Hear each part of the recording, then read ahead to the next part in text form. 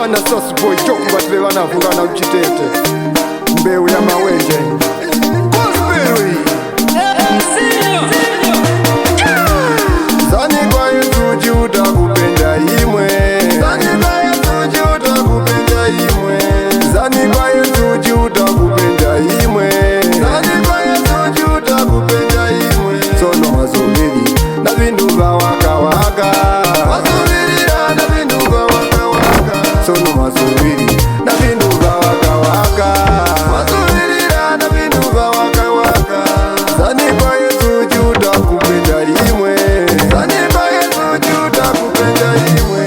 Babali wanenje mo utaripulika Milimo ya tupitie nitireke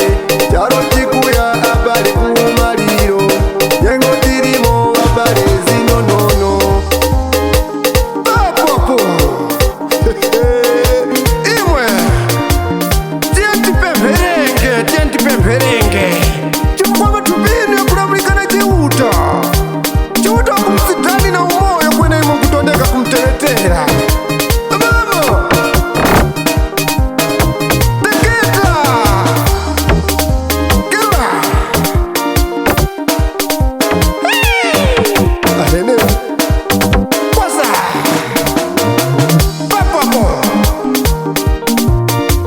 Tienti ufini na chiuta Kudiwa Kudiwa Kudiwa Papo Kwasa Zani kwa yetu juda kupenda imwe Zani kwa yetu juda kupenda imwe Zani kwa yetu juda kupenda imwe Zani kwa yetu juda kupenda imwe Sono mazulili na vindu va waka waka Mazulili na vindu va waka waka Sono mazulili na vindu va waka waka Mazulili na vindu va waka waka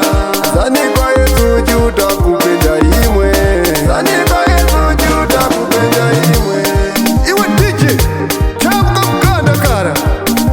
Kudiwa Kudiwa Papo Namparani kare vinadu mnyimbo hii Zaninga divine Uyona mwana wakoreske Nengoja kuvina Imamoza kupembera Yengo hii Ndio karira kuwano kuchechi hai Uwayozo kwena wapemberenge Maprofeti aliko akina sike mware Ya kumzengezgani mabanja inu na kukara mtende Tienti pemberenge Papo Tadada Kirula Zara utakanya iwe DJ Ahene Kwasa Nawatezi mabanja ini ya kuyawayawa chifuata kuti mlikuseri kwa chiuta Kwenezani kwa chiuta kuti mpokere umoyo wa miraira